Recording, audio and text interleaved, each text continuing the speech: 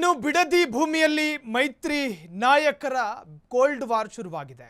ಹೋರಾಟದಲ್ಲಿ ಮೈತ್ರಿ ನಾಯಕರಲ್ಲಿ ಕಾಣದ ಒಗ್ಗಟ್ಟು, ಪಾದಯಾತ್ರೆ ವಿಚಾರದಲ್ಲೂ ಜೆಡಿಎಸ್ ಬಿಜೆಪಿ ನಡುವೆ ಗೊಂದಲ ಇತ್ತು. ನೀ ಮೊದಲು ಹೋಗು, ಹಿಂದಿನಿಂದ ನಾನು ಬರ್ತೀನಿ ಅಂತ ಹೇಳಿ ಹೋರಾಟದಲ್ಲಿ ಮೈತ್ರಿ ನಾಯಕರಲ್ಲಿ ಈವರೆಗೂ ಒಂದು ಒಗ್ಗಟ್ಟು ಕಾಣ್ತಿಲ್ಲ. ಪಾದಯಾತ್ರೆ ವಿಚಾರದಲ್ಲೂ ಜೆಡಿಎಸ್ ಬಿಜೆಪಿ ನಡುವೆ ಗೊಂದಲ.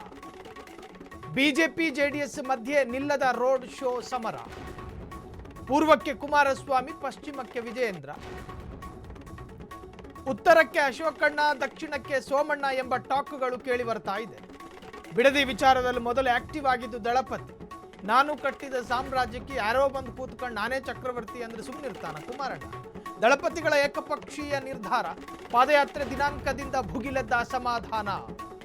ಹೈಕಮಾಂಡ್ ಹೇಳಿದ್ರು ಇನ್ನೂ ಬಂದಿಲ್ಲ ಸಮನ್ವಯತೆ.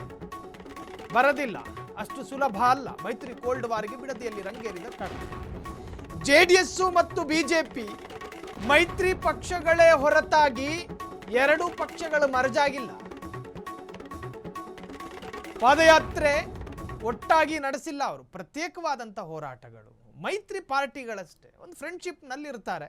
ಅವ್ರಿಗೆ ಇಷ್ಟ ಬಂದಾಗ ಇಷ್ಟ ಬಂದ ಚುನಾವಣೆಯಲ್ಲಿ ಮೈತ್ರಿಗಳಾಗಿರ್ತಾರೆ. ಅವ್ರಿಗೆ ಕಷ್ಟ ಅನಿಸಿದ್ರೆ ಇಬ್ರು ಕೂಡ ಡಿವೈಡ್ ಆಗ್ತಾರೆ. ಅದರಲ್ಲಿ ಯಾವ ಆಶ್ಚರ್ಯ ಏನೂ ಅಲ್ಲ. ಒಂದು ಕ್ಯಾಂಪೇನು ಅಥವಾ ಒಂದು ಸರ್ಕಾರಿ ಅಥವಾ ಒಂದು ರಾಜಕೀಯ ಕಾರ್ಯಕ್ರಮವನ್ನು ಒಟ್ಟಾಗೆ ಮಾಡಬೇಕು ಅಂತ ಹೇಳಿ ಏನಾದರೂ ಮೈತ್ರಿ ಧರ್ಮದಲ್ಲೇನಾದರೂ ಕಡ್ಡಾಯ ನಿಯಮಗಳಿದಾವ? ಇಲ್ಲ. ಇಬ್ಬರಿಗೂ ಮನಸ್ಸಿದೆಯಾ ಮಾಡ್ತಾರೆ, ಇಲ್ದಿದ್ರೆ ಮಾಡೋದಿಲ್ಲ. ಬಿಡದಿ ವಿಚಾರದಲ್ಲೂ ಕೂಡ ಅದೇ ಆಗಿರೋದು. ಪ್ರತ್ಯೇಕವಾಗಿ ಈ ವಿಚಾರವನ್ನು ನಾವು ಮುಂದಕ್ಕೆ ತಗೊಂಡೋಗೋಣ. ಕಾರಣ ಅದು ಬಿಡದಿ, ಜೆ ಡಿ ಎಸ್ಸಿನ ಹೆಬ್ಬಾಗಿಲು, ಜೆ ಡಿ ಎಸ್ಸಿನ ಭದ್ರಕೋಟೆ.